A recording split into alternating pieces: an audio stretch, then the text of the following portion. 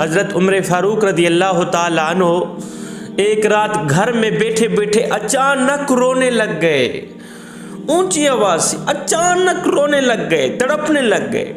بچے اٹھے، ابو جی کیا ہو گیا؟ ہائے 62 سال کی عمر ہے آپ کی، خلافت کے آخری ایام ہے، بیٹھے بیٹھے اچانک رونے لگ گئے۔ گھر والوں نے پوچھا، بیٹے نے پوچھا ابو جی کیا ہوا؟ کہا کچھ نہیں ہوا، جلدی کرو گھر والوں کو جمع کرو۔ گھر والے ساری فیملی اکٹھی ہو گئی، جمع ہو گئی۔ پوچھا گیا ہاں جی کیوں رو رہے ہیں؟ حضرت عمر فاروق رضی اللہ تعالیٰ عنہ نے فرمایا رو اس لیے رہا ہوں، تڑپ اس لیے رہا ہوں، آج میں جب مسجد نبوی سے باہر نکلا نا تو میرے کریم نبی کے سچے صحابہ، سچے دوست کہہ رہے تھے عمر عدل والا ہے، عمر انصاف والا ہے، عمر اچھا انسان ہے، پیار والا ہے، محبت والا ہے، نبی کے طریقوں کو اپنانے والا ہے، نبی کے طریقوں پر چلنے والا ہے، عدل والا، انصاف والا ہے۔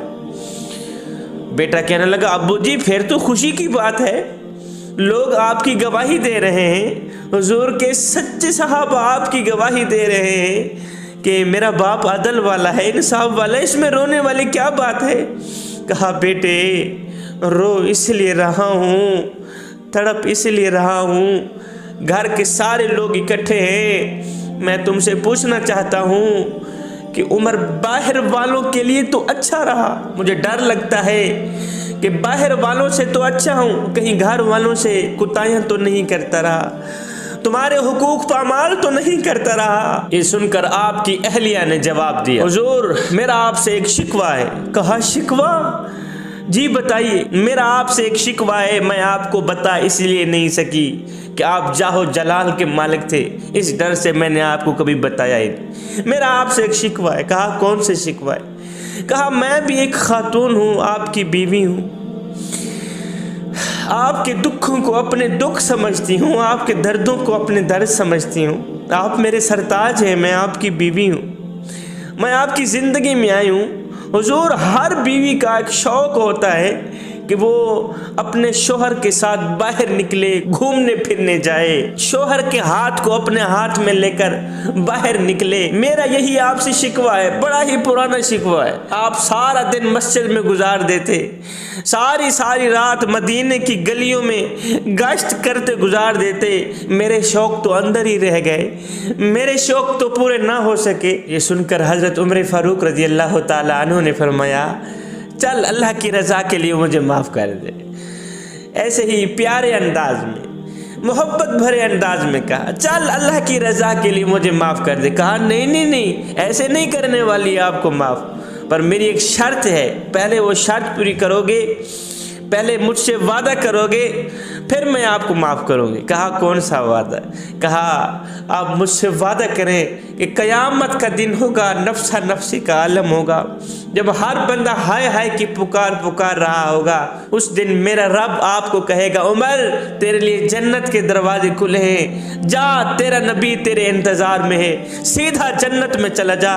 عمر مجھ سے وعدہ کرو میرے بغیر جنت میں نہیں جاؤ، مجھے اپنے ساتھ لے کے جاؤ گے، قیامت کے دن اپنے رب سے میری سفارش کرواؤ گے، میری سفارش کرو گے مالک یہ میری بیوی ہے، میرے دردوں کو اپنے درد سمجھتی تھی، میرے دکھڑوں کو اپنے دکھڑے سمجھتی تھی، جب مجھے بخار آتا ساری رات میرے سرانے بیٹھ کے گزار دیتی تھی، میری عزت کی حفاظت کرتی تھی، میری آبرو کی حفاظت کرتی تھی، میرے بستر کو پاک رکھا کرتی تھی، میری عزت کو پاک رکھا کرتی تھی، کبھی بھی اس نے میری عزت پہ داغ نہیں لگنے دیا۔ حضور میری سفارش کرو گے نا؟ حضرت عمر فاروق رضی اللہ تعالیٰ عنہ نے فرمایا اے میری زندگی کی ہم سفر، قیامت کے دن اگر اللہ تعالیٰ نے اپنے فضل و کرم سے عمر کو معاف کر دیا، کہہ دیا کہ عمر جنت میں چلا جا، جنت کے دروازے تیرے لیے کھلے ہیں، تو میں تجھ سے وعدہ کرتا ہوں میں جنت میں تیرے بغیر نہیں جاؤں گا، جنت میں تجھے بھی ساتھ لے کے جاؤں گا، تیری سفارش کراؤں گا۔ حضرت عمر فاروق رضی اللہ تعالیٰ عنہ نے حضرت سعید رضی اللہ تعالیٰ عنہ کو کسی علاقے کا گورنر منتخب کر دیا۔ 6 ماہ بعد جب اس علاقے میں گئے نا، لوگوں کو اکٹھا کیا، بلایا، اس گورنر صاحب کو بھی بلایا۔ اب لوگوں سے پوچھنے لگے کہ گورنر صاحب کو میں نے منتخب کیا تھا، یہ اپنی خدمات کیسے سر انجام دے رہے ہیں، کیسے چل رہے ہیں، کام کیسے چل رہا ہے، اس کے بارے میں کوئی شکوہ گلہ ہو تو مجھے بتایا جائے۔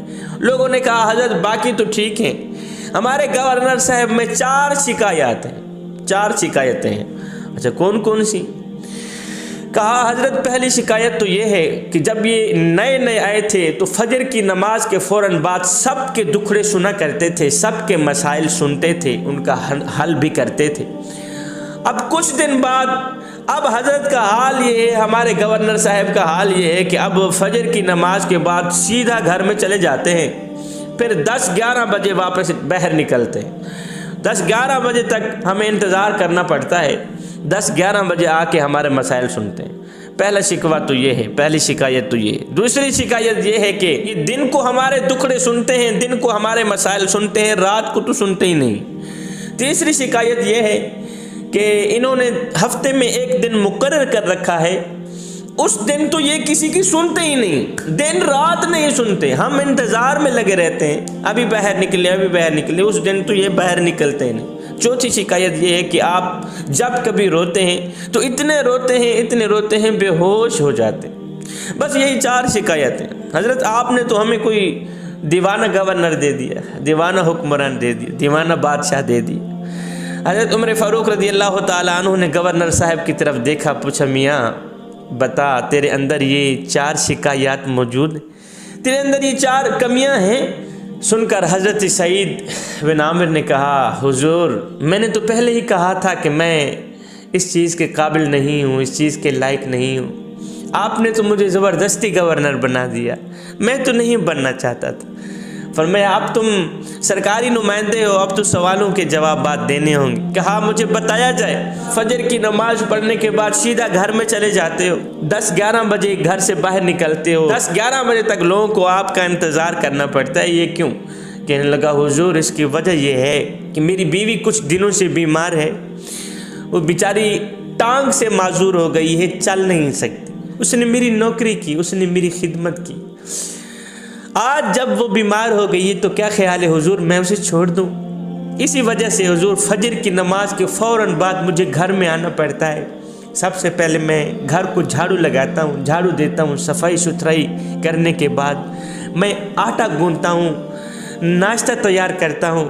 حضور گھر میں ملازم ہے نہیں، غریب سا آدمی ہوں، آٹا تیار کرنے کے بعد، ناشتہ تیار کرنے کے بعد خود بھی کھاتا ہوں، اپنے ہاتھوں سے اپنی بیوی کو بھی کھلاتا ہوں۔